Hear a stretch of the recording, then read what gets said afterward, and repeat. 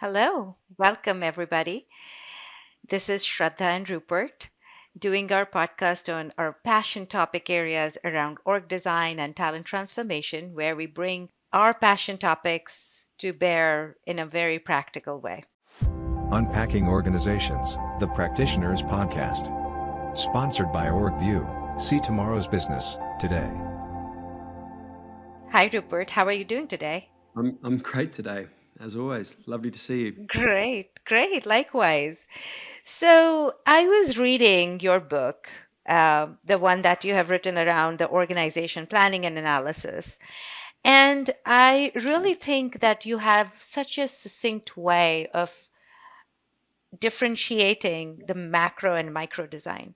And as an org design practitioner, I feel that it's an extremely important um, delineation to understand, because it's important to understand that when do we do macro design, when we do micro design, when do we actually get into the weeds, when we keep it at the 30,000 feet, and not every time all of us get it. So I think today's topic, I feel that it's really relevant to have that kind of a discussion, to say that what is the difference between the two, and then where do we get it wrong sometimes. Macro design, when people think of org design, most commonly they probably think of macro design. And it's also called op model design. So that's really, if you think of Lego blocks, it's the big chunks and pieces, the big frames. Are we functionally organized geographically? How does the matrix sit? It's it's most linked to your strategy. So, what is the strategy, and therefore, how do we configure the big blocks to execute on that strategy? And it isn't about the roles, and it isn't about what people do and the minutiae of each of the activities and tasks, and the right sizings, how many different positions are needed for each role. That's all the detailed micro design. So when we had the podcast and we talked about understanding the work in detail, that's micro. That's all within detail. When we talk about right sizing, that's micro. When we talk about what competencies are needed, that's micro. The macro starts with the strategy. And if we're going through macro change, it's in the case for change. There's something has happened. There's a big opportunity strategically that we want to take a new market, a new product, a new area. We might have outgrown our existing model and therefore need, and it's think of it as heart surgery. It's really invasive and it impacts most people. At least everyone's going to be impacted in some way because it's the So it's whole. big, messy, and really strong change that we are driving. Yes. And so it's very infrequent. If Hmm. you get it right, you shouldn't have to change it for many years. Unfortunately, it makes certain leaders feel very powerful, and often it's a hammer looking for a nail, and we're not sure what to do. So let's So true. go into a reorg, a transformation, and throw everything up. And that's where you get this famous pendulum swinging. Oh, we're not close enough to the customers. We're not listening to the customers. Let's decentralize. Costs are out of control. We need more control. We need to get synergies. Let's centralize. And this pendulum is going back and forth, and everyone sits and the cynicism just grows. Oh, again, this is happening. It's a 3-year cycle. So there is a lot that can go wrong. To your follow-up question, the biggest thing that can go wrong is you shouldn't do it. And it might seem a little bit strange to listen to a podcast that's talking about org design, but you do not need to do macro design most of the time. More often than not, modifying, tweaking accountabilities, roles, shifting the work, investing in creating more positions in one area and reducing in another, bringing in automation or AI for certain roles so they can become more effective. All of that is micro. That's ongoing. It's continuous. It's a continuous feedback loop. So I would say the And we first had thing that can go discussed wrong. that. Yes, I'm sorry, Rupert, but we had discussed that before as well, that that is what should be ongoing. Like we don't, the different organizations will have their own cadence for it, but at least annually, this is the micro design that you should be revisiting, like evolving and looking at. So it's a part of your process. And therefore, that is the point that you're saying is that micro, if you continue to do your micro design right, you don't have to do your macro so frequently. 100%. 100%. I think in my work, what I have also encountered that what doesn't go right in this case is that there are just so many design criterias. Like it's like the dilemma between we want to have cost efficiencies, but we also want to innovate and invest, and we really want to put money somewhere. We want to have really, like, again, budgets are tight, but we want to grow very fast.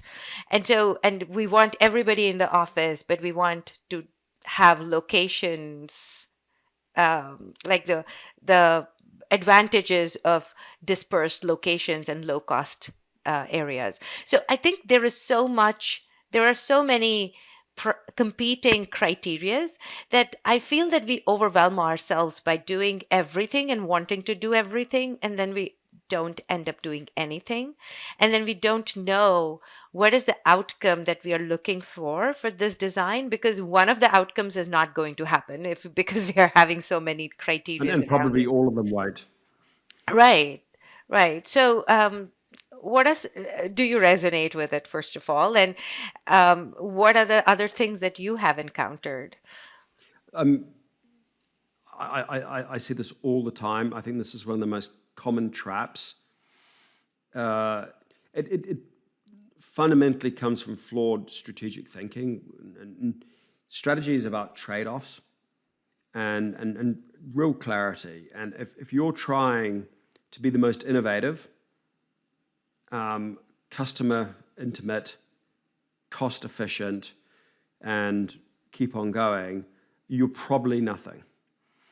And so what is the bet you're making? Is innovation at the center of what you're trying to achieve and product development? Or is it customer service intimacy? Or are you trying to be the most operationally efficient? And what I see people do is they have a list of wish lists. And then they say, they use Harvey balls, and they say, well, what's high and what's medium and what's low? Yes. And then they will have, 2 or 3 Harvey balls that are high, that are in total contradiction with each other. And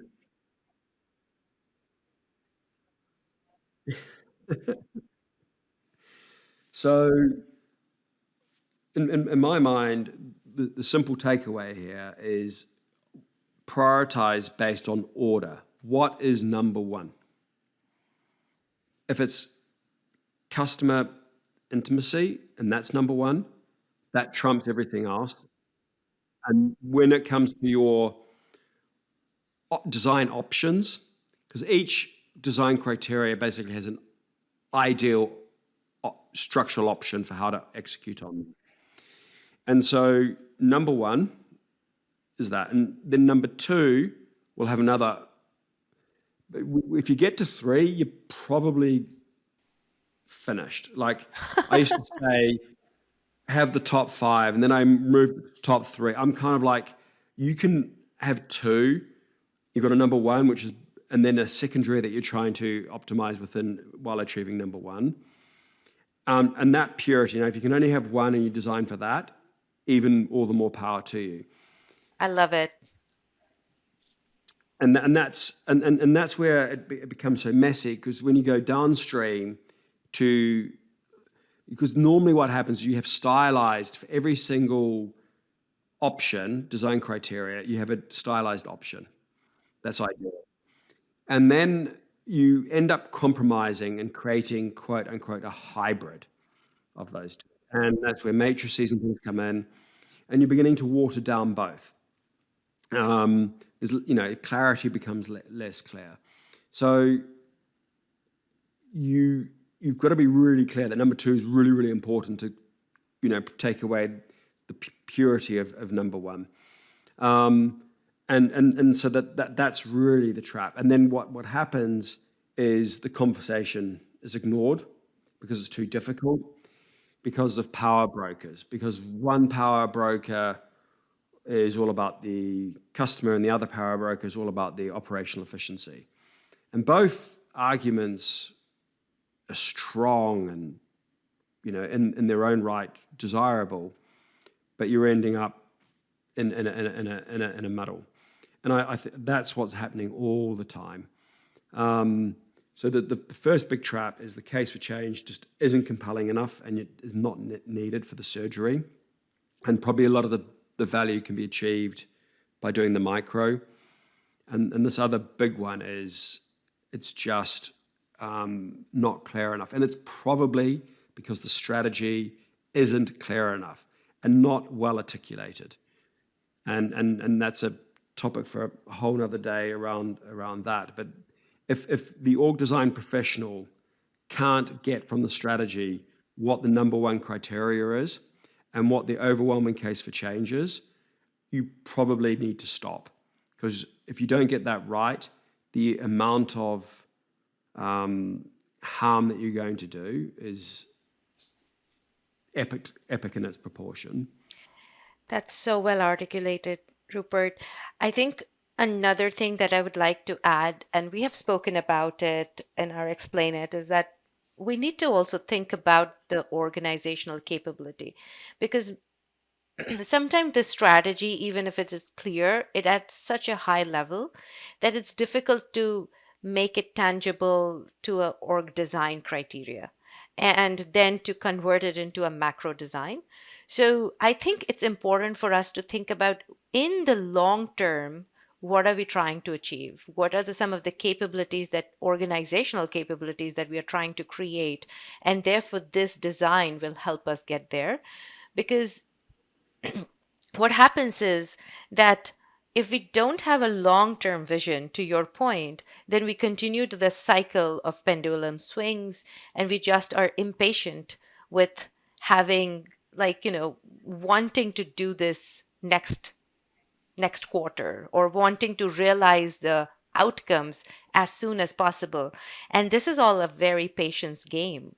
It doesn't happen in 1 quarter or 2 quarter. It takes really long time to rationalize it. And therefore, the long-term understanding and the vision of long-term organizational capability, I think also is important and plays a role. Yeah, very. And what you made me think of was in the short term, we overestimate how much we can do. And I can't remember who said this, but in the short term, we overestimate. And I know Bill Gates said this, but I don't remember who said it first. But in the long term, we underestimate what's possible. And I think people are so fixated on the short term, and you're just not going to achieve it all. Like you have to be realistic in the short term, and then you have to be unrealistic in the long term. Like you can achieve so much. And I think your strategy comes from a really good diagnosis of what your challenge is and how you're going to create this. So Porter talks about the activity system and what the strategic themes are and the key components. And that has to be really, really clear, which is why, for instance, Southwest had a really, really clear activity system, which was all around efficiency and compete. The insight that they had was competing against the car journey and doing that for $100. And so the whole system was around having just one type of aircraft, point to point, et cetera, et cetera. And Continental, and this is very well documented, wanted to try and compete with Southwest, but they were a full-service airline with hub model and agents and complex fleets, and they couldn't get the turnaround time in the same way. And so they created Continental Light, which wasn't coherent. And so this is the other big trap that people fall into. They copy other people's strategies, and then they copy other people's org design. And the big mistake here is the danger of benchmarking. And I'm sure, Oh, Shradha, when yes. Oh my gosh, yes. let's just copy someone else's model. No, you have your own strategy, therefore you need your own org design, and you need to develop it from first principles. And just trying to copy someone else's because you see their success is probably not going to work unless you do it from first principles and it's a verbatim copy like Ryanair and EasyJet. You know, they're very similar models to Southwest, just applied to the European context. So, you know, there's just, and that's what people do, and it's just management laziness. Oh, what's the benchmark? And I would, and the things, Shradha, when people ask me for benchmarks, like, you give it to them and they say, but it's wrong anyway. It's never right because you're different. And all you do is you end up looking like your competitors anyway, which means you're not going to win. Like BMW just looks like Audi and Audi like BMW. Ford looks like GM and vice versa. And then guess what? Tesla comes along and disrupts the whole game. So you have to think from first principles about what is it you need because of your strategy that's really well articulated, that's for you and the niche that you're going for. And you know, the OD professional and the OP&A function needs to be really good at teasing that out. And if it's not clearly articulated, being the challenge and say, no, this isn't clear enough. The org design just can't follow from there. So That is so well said. Yes, absolutely. And I think that leads to what is a takeaway, because there are so many important aspects that we just spoke about and thinking about it in the right way. But what is one takeaway that if you had to articulate, what would that be? for me, is don't do it unless the case for doing it is overwhelming. And in most cases, you can probably solve the problem you're trying to solve through the detailed micro design. That is so good. I think for me, the takeaway would be that